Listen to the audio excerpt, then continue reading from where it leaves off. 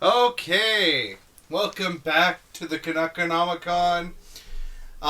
We are here for part 2 of the Transatlantic French Heresy. So, I'm going to turn you over to my wife and get her to tell us where we left off. Hello! Apologies that we are late. It was actually not my fault. It was Benjamin's fault. And I have the microphone, so you can't defend yourself. So, as Ben said, last week we talked about Gaston Tremblay, Michel Collin, and the Apostles of Infinite Love. Do you want to give us a brief summary, Ben, or do you want me to? So, crazy Catholic guy, lives in the woods of Quebec, declares himself Pope. Actually, no, he didn't declare himself Pope. No, he did. Oh, right, he did.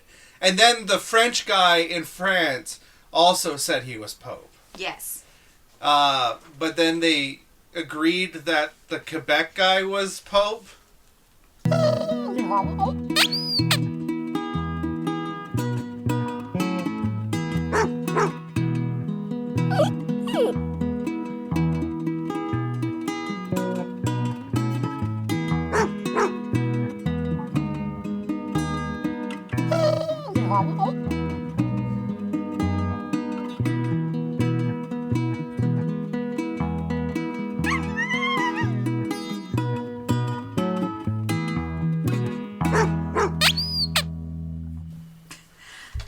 And if that summary wasn't good enough for you, I'd recommend going back and listening to last week's episode. 2 weeks ago.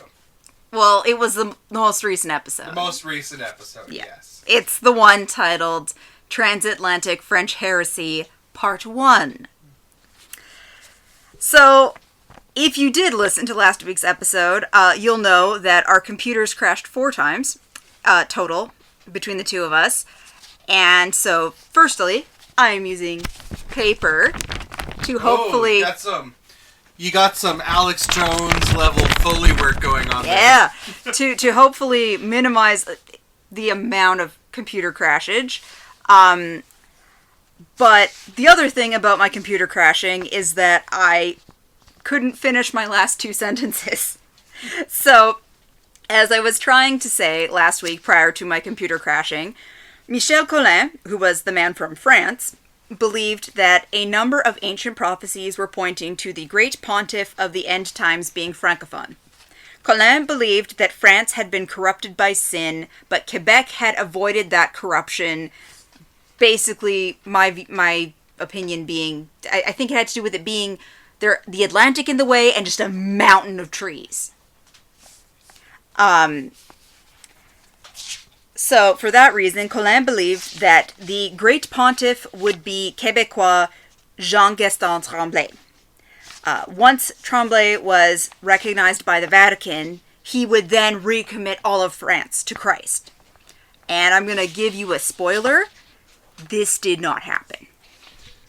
Is this in any way related to the fact that France is still not a Catholic country anymore? Perhaps.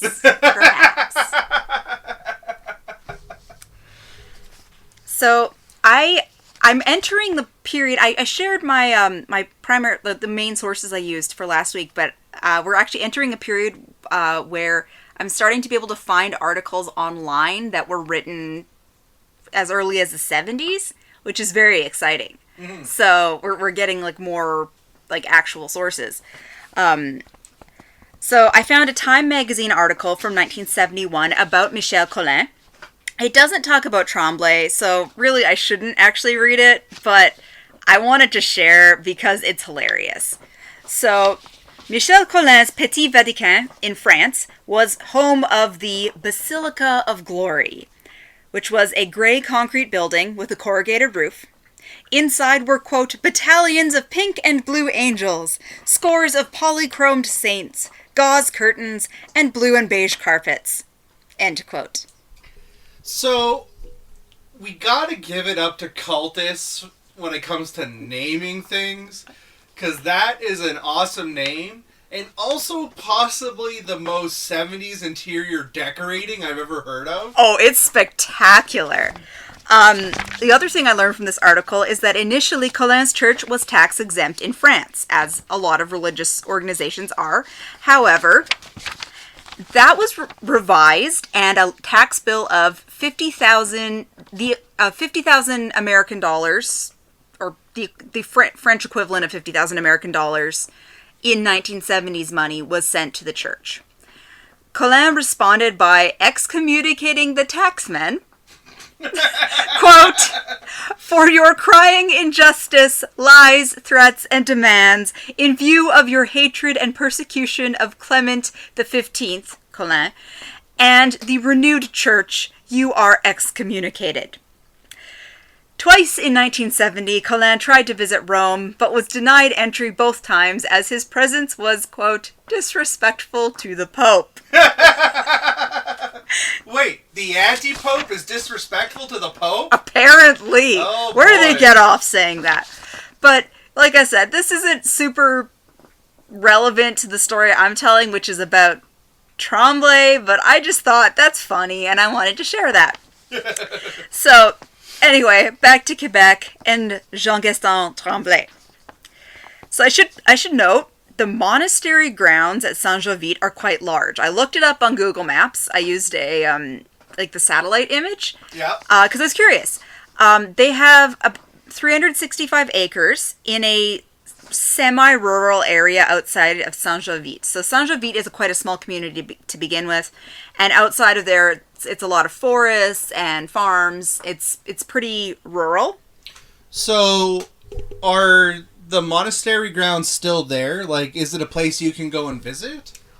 Yes, you can go visit. You can host a retreat there if you would like. I would personally not recommend it, but you can. I don't know if you can just, like, go up and visit them. I don't know how they'd feel about that. But they are still there. So if you're looking at satellite images, you'll see a thick forest between the buildings of the monastery, because there's multiple buildings, and any roads or neighbors. They also own a lot of the properties around the monastery as well. And so while the community isn't kilometer-wise that far from Saint-Jovite, it's very isolated. They make their own clothing, bread, and cheese, and they have their own printing press. And I want you to guess, Ben, how do they power that printing press? Slave labor. Well, I mean, presumably yes, but the actual electricity I meant. I'm guessing they probably have a water wheel or a windmill of some kind. You're not that far off. They have their own small hydroelectric plant. Huh! Again, not super relevant, just kind of neat. Thought I'd share that. So anyway, rewinding now to the 60s. When the order started allowing women and families in, they needed to find a way to house them. Because you couldn't have, like, prior to that, the men were living mostly in, like, dorm-like kind of facilities. You couldn't have mixed gender groups, and children mixed in with that too. So initially the families were housed in individual trailers, but eventually husbands and wives were split up and expected to live as celibate monks or nuns. The children were expected to live like monks or nuns, regardless of age, and they wore tiny versions of monastic robes. That would be very adorable if it wasn't so completely horrifying. I've seen pictures, and yes, if you don't know what's going on, it is very cute. But then when you find out what's going on, especially some of the stuff we get into later in the episode, you're like, oh, wow, that's a bummer. So, early on the morning of December 28th, 1966, the police raided the Saint-Jovite monastery looking for 5 boys reported missing by their parents. The police seized documents but did not find the boys. Got no follow-up on who these boys were or if they were found. Hopefully they were found. 2 more raids took place soon afterwards on February 11th and March 13th of 1967. 10 monks were arrested and 8 girls were placed in foster care. The 1966 and 67 raids were instigated by parents of adult members of the apostles and by apostate fathers. So apostate means a person who has left the religious group. Apostate fathers are men who left the religious group and wanted custody of their children. So just to clarify for my geekier listeners, apostate does not mean evil mage, despite what Dragon Age may have taught you. It actually references somebody who has become an apostate, as in left the faith. Yes. Thank you for that, Ben. No, oh, sorry, now the dog's trying to sit with me. In either 1969 or 1970, Bill Courier, who was originally from Hull, Quebec, and his wife Carmen, and their 3 young children joined the monastery. So that meant that they were living, all 5 of them living at the monastery, but living separately. In 1973, Bill Courier left the community. He tried to get his children out, but his wife wouldn't let him. He eventually got divorced so he could get a legally binding custody order. But his wife wouldn't cooperate, and the apostles backed her up behind, like every step of the way.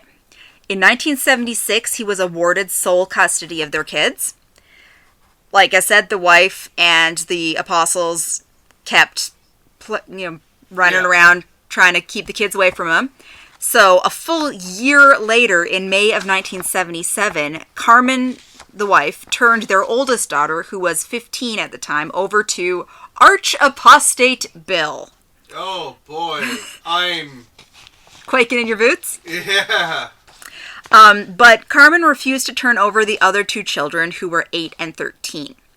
Carmen was aided by Mother Superior Germaine, and they transferred the younger children to sister monasteries nearby. So the main monastery was in Saint-Jovite, but they had other buildings throughout the province, because once you joined the monastery, anything you owned became property of the monastery. Right. So they might have teeny tiny little convents or monasteries that were actually just a house in other areas. Right. So they transferred the 2 younger kids to other areas. Sister Germaine claimed it was a question of conscience when she was defending herself as to why she broke the law. Tremblay, Sister Michelle, Father Clement, and Sister Therese, and a lay member named Fleurette Ouimet, were charged with sequestering the children away from their father. The police raided the compound in 1978 in hopes of finding Tremblay and the others. The raid was quite large, with 20 police officers, 12 police cars, 2 helicopters, 2 police dogs, and a paddy wagon. The police were wise in bringing former members to act as guides throughout the property, because a lot of the property is trees with little paths. It's a labyrinth. Yeah. So bringing former members along made a lot of sense. So this, I'm guessing, went better than most police raids against cult compounds. Well, nobody died, but shots were fired at monks who were trying to escape capture, which is just the thought of, because remember that Quebec is not very religious now, but at the time they were a very Catholic area, and the thought of police officers firing at monks is pretty hilarious. Well, and like I remember listening to another show with you about how the Russians handled a cult. It was a bunch of people living underground. Maybe I wasn't listening to it with you. I didn't listen to it with you. Okay. Well, the Russians had a similar situation where they had a cult of people who believed the end of the world was coming, and they were all living underground. And they basically just kept asking them to leave, and eventually everybody left. They never had to send in soldiers or anything, but there's this weird thing with North American police groups going into cults with guns. Let's be clear. it's mostly American police groups going in with guns. But yeah, no, it's they didn't go in guns blazing. Mm. But apparently, yes, shots were fired at monks who were trying to escape capture. A total of 12 monks and nuns were arrested. But yeah, it's rare for Canadian police officers to actually fire weapons. So you are right that it's interesting. I don't have follow-up on whether monks were actually injured or anything like that. Initially, the apostles claimed they couldn't afford a lawyer because they'd all taken vows of poverty, so they needed legal aid. But, as I mentioned previously, the group owned 24 properties in Quebec, which were valued at $600,000, which is more than $2 million today. And so the judge quickly denied their request for legal aid and said you can pay for it yourselves. Tremblay was not at the property during the raid. He was arrested on April 25th, 1978, and was held for 4 months before being released on a $50,000 bail, which is $200,000 today, which is, I don't know a lot about bail. That seems pretty high. That's pretty high. Yeah, I don't know, maybe he's a flight risk, or maybe just they're really concerned. Well, I mean, he's a radical, right? Yeah. He's a radical religious fanatic who has warped the minds of hundreds of people living out in the bush, and he also owns $600,000 worth of property. So they don't want to make posting bail easy, right? They want to make it fairly difficult. He also traveled quite a bit to France and into the United States. So I imagine they were worried. Well, and did the authorities know about his connection with that guy in France? I have no idea if they knew about his connection with Colin. I don't know if they even knew who Colin was.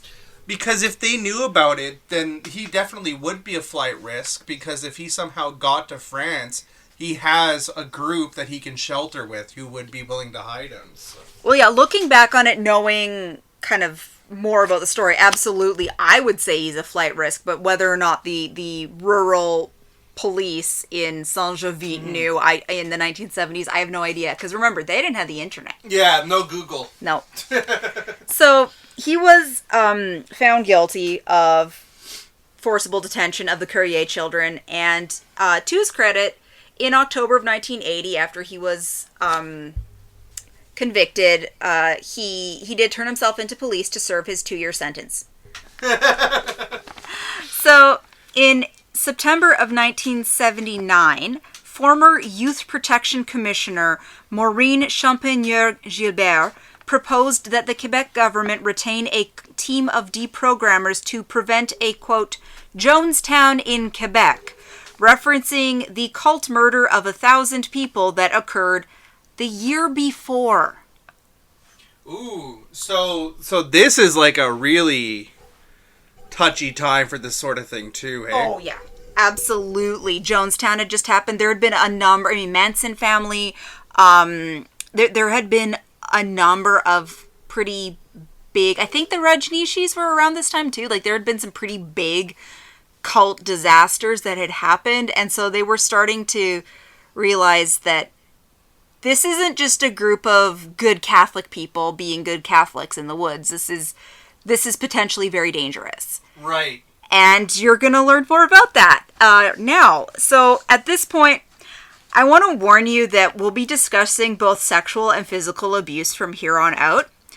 I'm not going to give any descriptions of the abuse, but we will put a timestamp in the description so you can skip ahead if you want. Whenever a sensitive topic is discussed, listen for the kumbaya sound.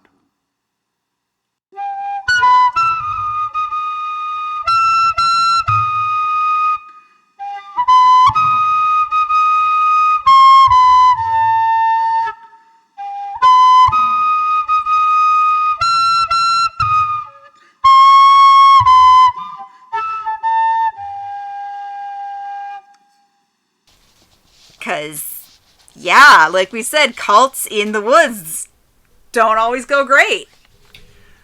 If we can remember back to my Brother 12 episode, I think things got pretty touchy in there too. It wasn't great, but it was mostly consensual, I believe. Well, it was mostly him seducing random women. Oh yeah, that's better than this. Yeah. So, on April 14th, 1999, skip ahead 20 years, 1999, a massive raid including 130 police officers took place in response to claims of abuse by former members. The goal was, once again, to arrest Tremblay, this time on 20 counts of abuse. 3 others were charged with each with 4 counts of abuse and uttering threats. They were accused of abusing 7 boys and a girl. The raid was supposed to be a surprise. Unfortunately, Montreal newspaper La Presse reported on the raid prior to it taking place. A+ La Presse. Oh boy. So, because of that, none of the accused were at the monastery at the time. So if anybody out there wants to argue that the police needs to be less controlling of information when dealing with the press, here's why they're so controlling. Because this is not the first time stuff like this has happened. And I'm very against police abuses of power, but when it comes to how much information they give out to the press, you need to understand that stuff like this is what happens when you don't have some level of control over how much you're handing out. Mm-hmm. Yep. Now, Tremblay was in France, so I don't know. He might have been in France previously, and it was purely coincidental he wasn't there, but he was not on the compound during the raid. He was in France, but was ordered to return immediately and appear in court. He also had a Canada-wide warrant put on him, so if he entered the country at all, he would be immediately arrested. And this is 1999, so now we do have the internet. Barely. Barely. 56K! Yeah. So, Child Services interviewed the children and found no physical evidence of abuse, and none of the kids reported being abused at that time. 12 of the children who were removed were not returned to the group. So there was other kids removed that were allowed to return, but 12 were not allowed to return. 10 children were returned to parents who were on the outside of the cult. Mm-hmm. So they had one parent in the cult, one parent that wasn't in the cult. Right. They were allowed to go to the parent outside of the cult. 2 were placed in foster care until their father could obtain stable housing. More than half the children removed were foreign nationals staying in Canada without proper documentation. Some didn't even have parents on the compound with them. So, when you say foreign national, are we talking French or American? A mix. A mix? A mix. Actually, a lot of Americans, but yeah, a mix of different ethnicities.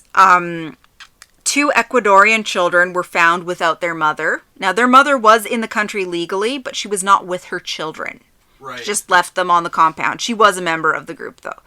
A Belgian boy had been sent by his parents to the monastery to be educated. And that was actually fairly common amongst believers in other countries, that they sort of viewed this as like almost a boarding school that you could send your children to. Right. But it's very much not that. Yeah, no, it's not a boarding school. Definitely not. 9 American children and their parents were in the country illegally, and they were escorted back to the United States. A child from France and that child's parents were also illegally in the country, and they were deported. 3 sisters, aged 15, 16, and 17, were removed during the raid, but were later permitted by a judge to return after they expressed a desire to do so. The judge kind of viewed it as they're in their late teens. They are old enough that they can have some say in where they live. Right. And I believe that at least one of their parents was on the compound. So, do you think that would fly today? Probably. Yeah? I mean, I don't know a lot about, like, child custody and stuff like that, but the fact is, like, once a kid hits about 13, The judge does take the child's desires into account when doing child custody. Yeah, but I just mean, do you think a judge would allow it, considering that this is a cult and there has been a history of abuse here? I don't know. Honestly, I don't know.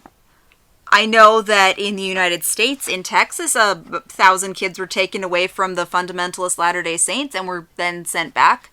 Okay. But that's Texas. That's not Canada, so I can't say. But it's a hard situation to be in. Like, do you trample on somebody's religious freedom, or? Well, I guess like knowing what we do about the modern day Catholic Church, it's kind of like hard to say if what was going on here was even unusual in Catholicism as a whole, except for the part where everybody's isolated. That's the big difference here. Yeah. Well, and yeah, that's a good point. That the sort of sheer scale of abuse within the mainstream Roman Catholic Church was not yet really widely known. Mm-hmm. Looking at it now, I think we're kind of like, yeah, no kidding, bad things were happening, but that's hard to say what it would have been like 20 years ago, because it's 1999, it's 20 years ago. Yeah, but that's what I mean, is like 20 years ago, we knew some had been happening, but not this. We didn't know very much. No, we knew something about Boston. There was little bits here and there. There have been whispers and rumors, but within Canada, the United States, we didn't know about like kind of the sheer scale of it yet. But anyway, moving away from the mainstream Roman Catholic Church towards the not so mainstream, non-members of the church who lived in the Saint-Jovite area, so just locals, weren't surprised to hear that Tremblay was charged. A woman named Céline, who did not give her last name for very understandable reasons, said, quote, "We've heard the rumors for a long time, but people don't really know what's going on there."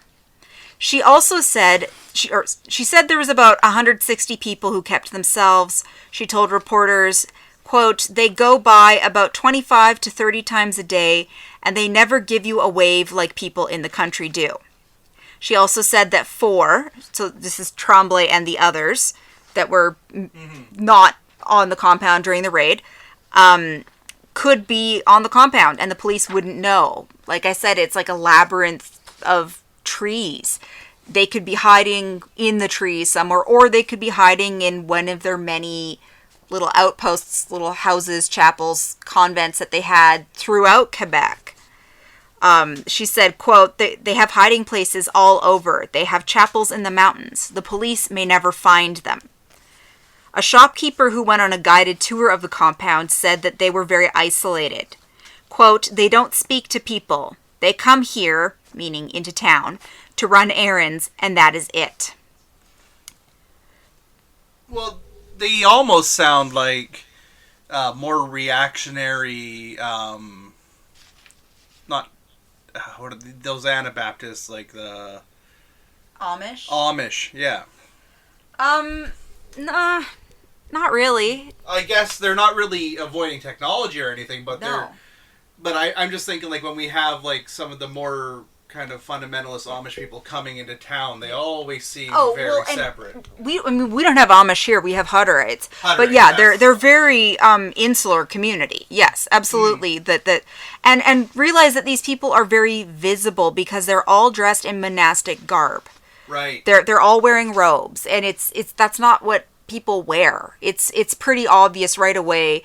And the specific style of robes was not like what you would see the local priest wearing either. You'd see like, oh, that's one of the cult people. Yeah. And you'd know right away. So it was there. I think there was a real us versus them kind of mentality. Just these two very different groups they dressed different. They didn't talk to each other. They lived separately, even though they lived, within a couple kilometers of each other. So once again, Tremblay actually surrendered to the police on April 28th, 1999.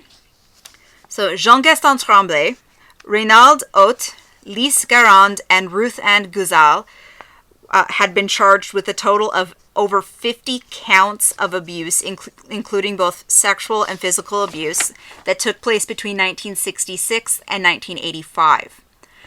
Unfortunately, all the charges were dropped in 2001 after more than 40 documents went missing. Oh, no. Yeah, and because the abuse had taken place so long before, they didn't have a lot of evidence, right? It was mostly just people's testimonies, which is evidence, but you generally need more than that. Well, and when you're dealing with abuse that has happened so long ago, you're starting to also run into issues of, like, statute of limitations. Generally, sex crimes against children don't That's have statutes true. of limitations. But when, like you said, there's hard to get evidence. Yeah. And then a bunch of it went missing. And you're trying to get testimony from cultists. Mm-hmm. Which... Absolutely, yeah. So you've got people who... Because remember, they believe that Tremblay is the Pope.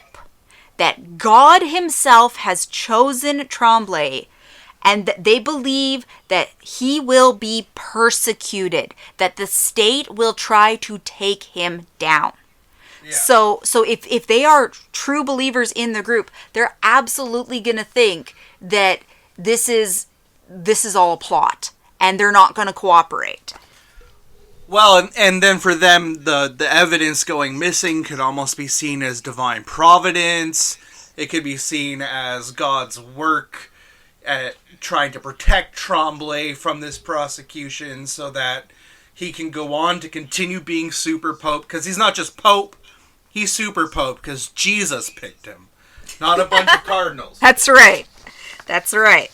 So, the Crown prosecutor had to drop the charges. The Crown prosecutor, Francois Brière, said, quote, "We still believe the victims. That's why we laid the charges in the first place.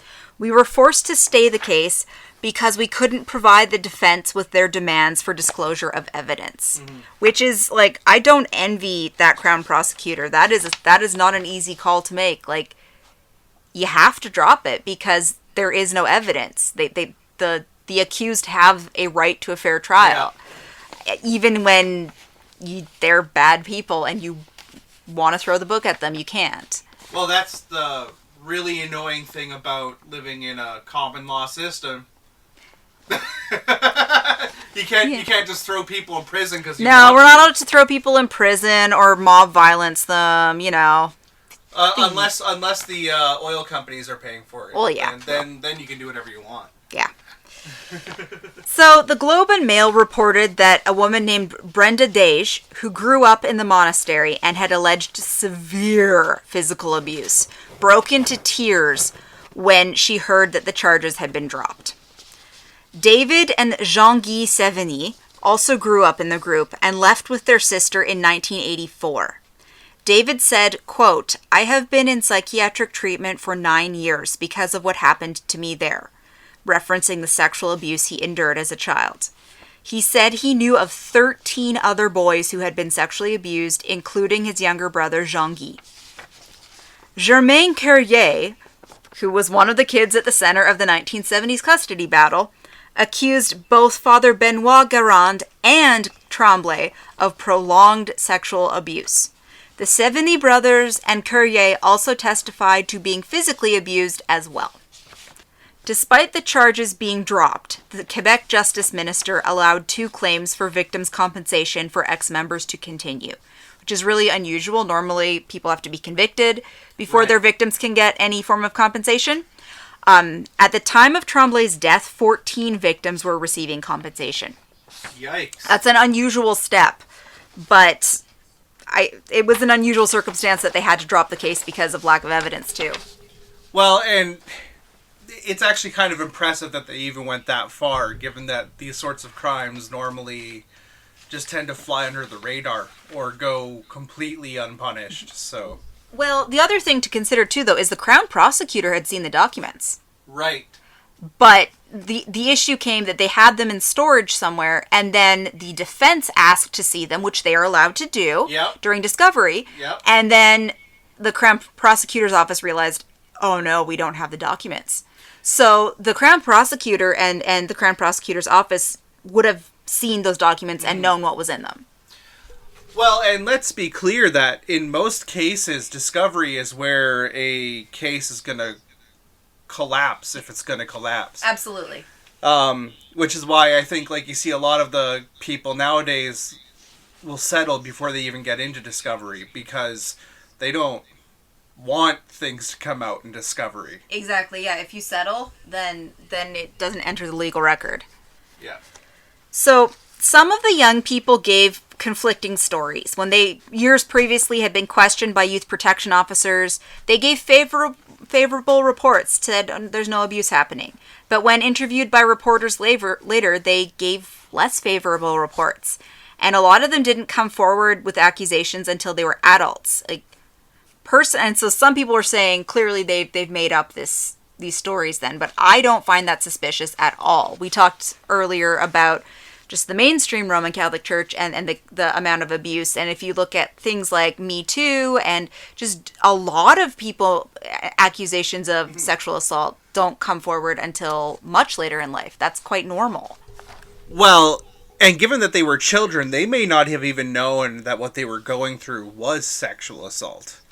Especially if they're growing up in an isolated community where everyone their age, or most of the people their age, are going through similar things, they may just see this as normal. Absolutely, yeah. And when you're dealing with a cult situation where they've been programmed to think that the higher-ups are semi-divine beings, you're not necessarily going to view what's happening to you as bad. Yeah, potentially not. It's hard to say. It's very possible that, it wasn't until being in therapy as an adult they realized, oh wait, that's not normal. Yeah. And that's a very, very common thing to happen with people who were victims as children. So I don't think it's suspicious at all that people didn't come forward with accusations till they were adults. No, that's, as far as I can tell, that's pretty normal. Yeah. I've known a lot of people who, when they were kids, would never have reported that they were being abused. But when they became adults, and they started going to therapy because they had other issues, and then it starts coming out that this was, in fact, abuse that they were suffering. Yep. An ex-member who asked to remain anonymous said, quote, "Of course the children aren't going to tell you what's really going on. We've been conditioned. We are afraid. We have been taught that the worldly officials, the law and government, are evil people doing Satan's work." Mm-hmm. So on top of all the usual reasons why people don't report as children, they're also being taught that, like we said, that the government is attacking them, and you can't trust them because Satan is working through them. So the other thing I found very interesting that this anonymous ex-member said was she described being coached on what to do and say if the police raided the compound. Yep. Which is fascinating to me. Well, modern day, metropolitan police and detectives and stuff will have training to tell when a kid has been coached. But usually they're looking to see if a kid has been coached to say they're being abused. Mm-hmm. They don't necessarily know what to look for when a kid has been coached to not say they've been abused. Well, yes, absolutely. Now the kids did also speak with child services. Yeah. So I don't know if their training is different, but yeah, the kids were specifically taught what to do if they were questioned by outsiders. Yeah. About potential treatment. As a result of the raids, the apostles became, if I didn't think it was possible, but they became even more sectarian than they had been before. Like I said, they were super strict us versus them. Father Simon believed that Satan was behind the, quote, attacks on Tremblay. And another result of the raids was that they actually made maybe not a bad decision, that children were no longer allowed to live at the monastery. So, you know what? I'm actually okay with that decision. Yeah, well, that seems more like a defensive Oh, decision. absolutely. I'm not saying they did it for good reasons. I'm saying it had a good result. Yeah, well, that seems more like, well, if they're not living here, they can't say we're abusing them. Which, yeah, they can claim that. Now, could they still be abusing kids? Absolutely. Yeah. But it's that kind of, you look less shifty. Shady. Yeah. So, this is the 90s, late 90s. The Apostles' numbers kind of peaked in sort of the 70s, 80s. Mm-hmm.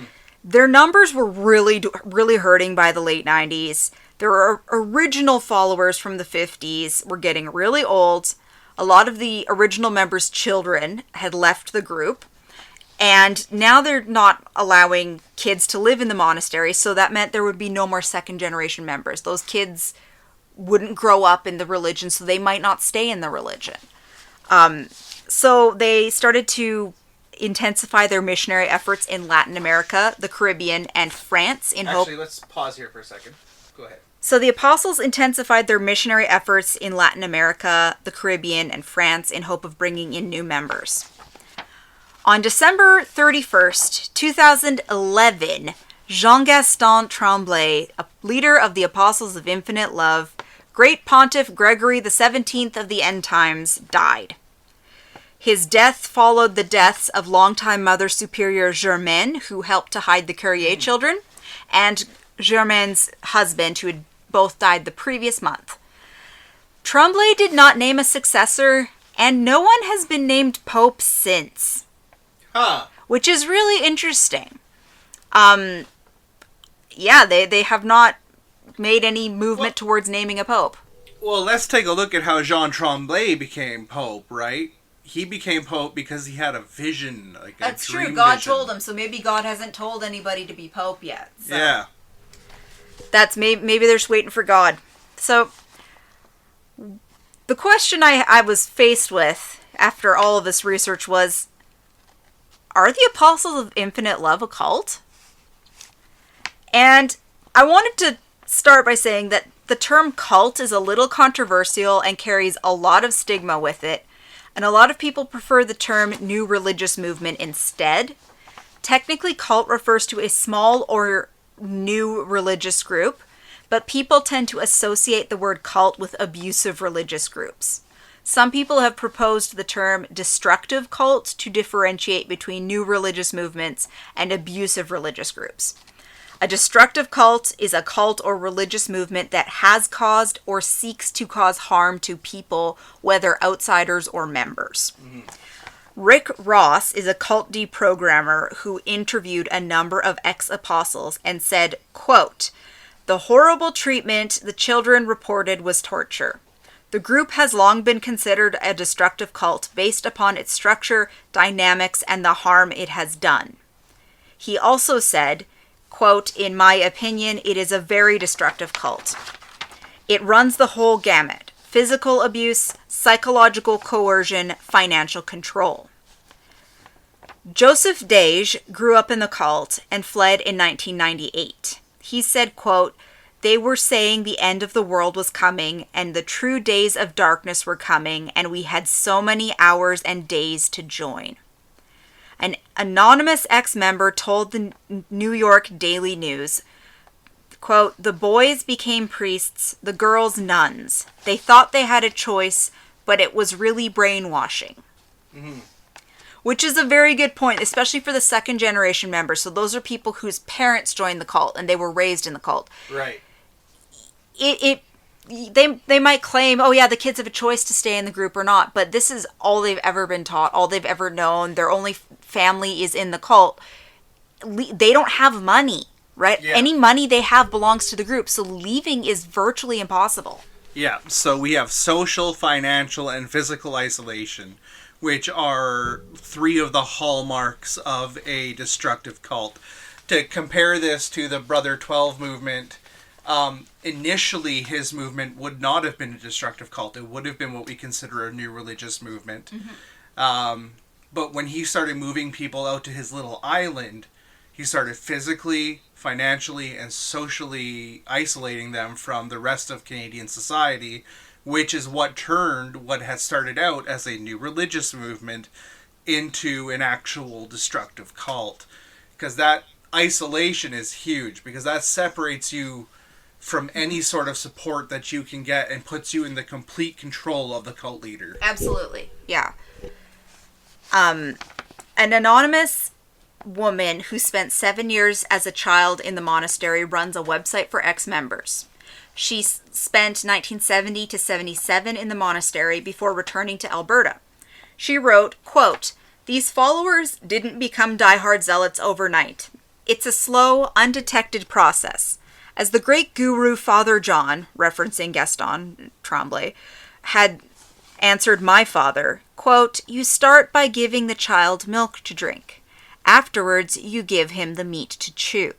So she's talking about the practice that is used in every cult. They start out trickling you. And they tend to start out with love really bombing. Kind love bombing, and they don't hit you with the really wacky, scary stuff until you're already a believer. Yeah. In that case, they're usually relying on something like sunk cost fallacy. You see this with Scientology, where they start you out. We're just a self-help group. We're just here to help you figure out what's wrong with you. And then as you move up in the levels, you start hearing, well, you see, it's actually spooky alien ghosts that were the result of being thrown into a volcano by the Dark Lord Zimu, who controls psychologists and psychiatrists. Yep. Right? So that's how these things always tend to start, with a very palatable, easy to swallow belief, building up into something more sinister and darker later on. Yeah, yeah. So this same woman that runs the forum for ex-members described the signs in the children's area that said, in French, but translated into English, "Don't ask why, just have faith." Oh boy. Yeah, which, like, I am a very religious person, but I still believe very strongly in asking hard questions about your faith. What's it say in the scriptures? Test the spirits? Yep. It specifically says to ask questions? Yep. That's how you know if it's a true spirit or not? So the same woman said they were taught that if even one member of the family remained in the group, God would show mercy on the entire family. And which is interesting. So you can see also why some of these kids weren't telling on their parents, because they're thinking, well, if even I stay faithful to Tremblay, then we'll be safe. And this woman talked about how when her parents left the group, she, who was still quite young, continued to practice the prayers she'd been taught in hopes that God would spare her family from damnation. Yikes. Which is the psychological burden that places on a young child is horrifying. Yeah. Another anonymous ex-member told Montreal's The Gazette, quote, "How could our government allow children to be kept totally separate from society, their parents, brothers and sisters, in the name of the group? We couldn't even complain to our parents because we were only allowed to see our parents a few times a year. Those who finally decided to leave the group take years to get over it. Some never get over it. Some committed suicide."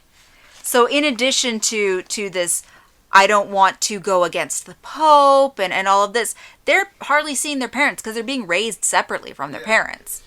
This sounds disturbingly similar to some of the kids who got out of those wilderness camps in the States. Yep. I remember reading an article written by one woman who she still to this day unconsciously starts breaking down into the mantra she was taught at this wilderness camp. These are wilderness camps for, quote, troubled children. Yeah. There are decent ones out there, but the industry is bad, guys. We won't get into that today, but it's bad. Suffice to say, the vast majority are not good. No. The vast majority are essentially prison camps for kids. Which is a great phrase. And with that great phrase, I'm first, Todd, the trigger time is over. Thank you. So, well, we're now inviting back the people who skipped over all the nasty bits. I think the most relevant piece for those who didn't want to learn about all the nasty stuff is that the Pope, the anti-Pope died. So Gaston died. He dead. He died. He's dead, and there's no successor. Currently, there is no successor. But I would like you, Ben, to describe in one word how you feel about the information you learned. Fuck. Yeah, I think that's a good description. So, I'm inclined to agree with Rick Ross about his beliefs that the group's status is a destructive cult. Yes. The amount of abuse that took place is shocking. Separating families made it harder for them to plan their escapes and easier for them to keep abuse quiet. There was 2 brothers who were abused who left with their sister. Sorry, I don't remember their names. That's okay. It was David and Jean-Guy. They left with their sister. They planned to escape. They came to the girls' dorm. They said, "Do you want to come with us?" And she had no foreknowledge of this at all. She said, "Yeah, I'm coming." Yeah. But this is because they were kept separately. They couldn't plan ahead with their sister. Yeah. So the community was both physically and socially isolated. The members gave all their worldly possessions to the apostles when they joined, so they didn't have the financial ability to just pack up and leave. Yeah. And depending on if the rest of their family was in the group, they couldn't turn to family for help. If their family was out of the group, they might have kind of burned bridges when they joined the cult. Like it's a really tricky situation. The followers were taught that the entirety of Christianity had become corrupted, and Tremblay's group was the only true church left. They were taught that the end of the world could come at any time, so they had to remain faithful or risk eternal damnation. If they left the apostles, they would be leaving God. Their entire lives were made up of religious practice. They didn't have jobs or go to school or anything. Every single day was monastic practice. So leaving religious practice would be terrifying. Like, what do you do? Yeah, and let's be clear, this is not like old-timey monasteries. We tend to think of old-timey monasteries as also being similar to this, but the fact is that most of the people in those monasteries were from the upper class, and they could leave. Yeah. If you felt like you could not live to the ascetic lifestyle of a monk, it was actually expected that you would leave. And, like, in most mainstream monasteries and convents, you can leave. Yeah. Absolutely. You are perfectly free to leave at any time. And like I said, if you feel like you can't live up to the standards that they have, they want you to leave. Yeah, and so this group making it virtually impossible to leave they're not doing it right. Yeah. So, unfortunately, a small group of apostles are still around. And guess what, Ben? They've entered the 21st century. Oh, they have a website. They have a website called magnificat.ca. Don't go there. When they learned, where I learned, they are legally registered as a charity in Canada. Oh, boy. And as I said earlier, you can host a retreat at their facility, but I would not personally recommend it. Their website says, quote, "God has established the community as a rampart against the almost general apostasy that has invaded Christianity, and in particular, the Roman Church." They have a charity in Quebec City called House of Bread that claims to provide for the less fortunate. And Ben, do you remember any French from school? Je suis Ben. Jamapple. Oh, Jamapple want this. that's nothing. But anyway, the reason I asked was I wanted to know if you knew the French word for bread. Pain. Very good, actually. Which Also pronounced pain. That's what I was gonna say. I find it kind of funny that they're the House of Pain. House of Pain. I feel like it's quite apt. On the website that, like I said, don't go there. It's garbage. They sell calendars, religious icons, religious medals, and rosaries, as well as CDs and audio cassette tapes.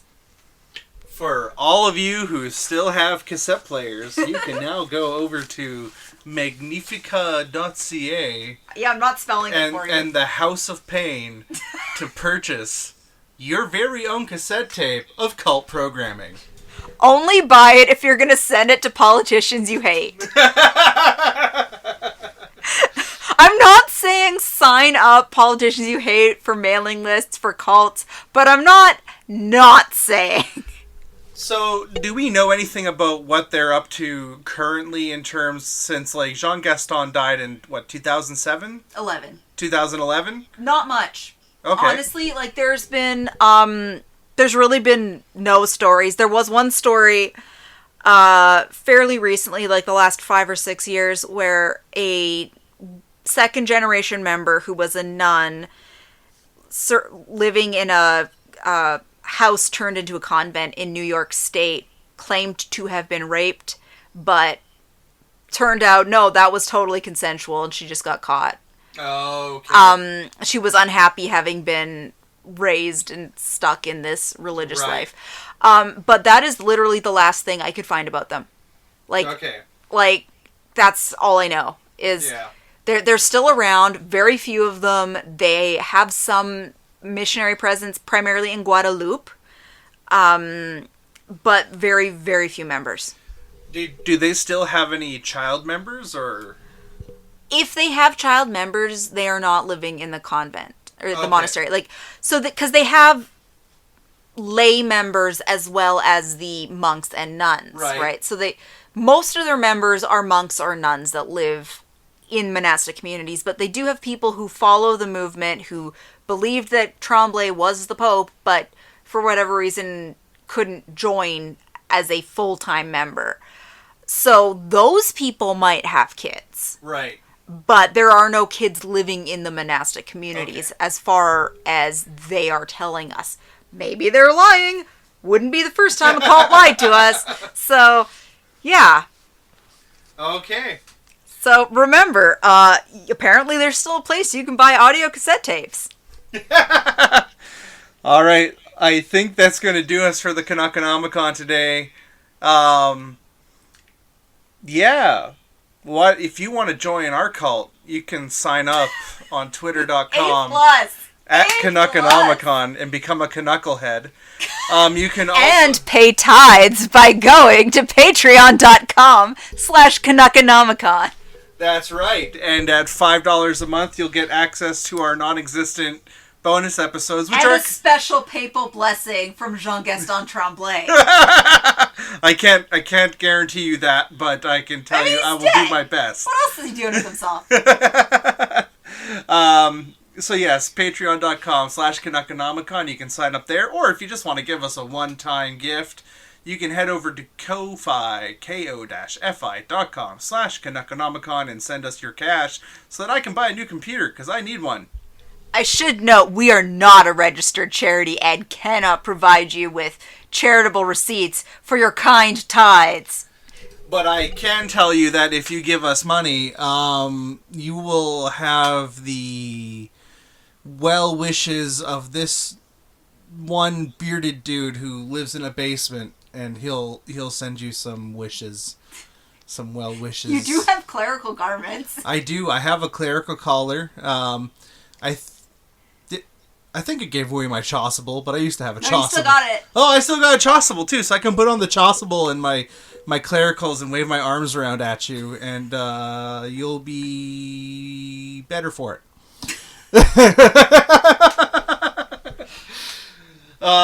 So yeah, thank you very much for joining us. Sorry about last week. I don't know, just stuff got in the way. Didn't have time to record. But we will be having another episode hosted by my pappy coming up here. Yeah. Keep your eyes open. Goodbye.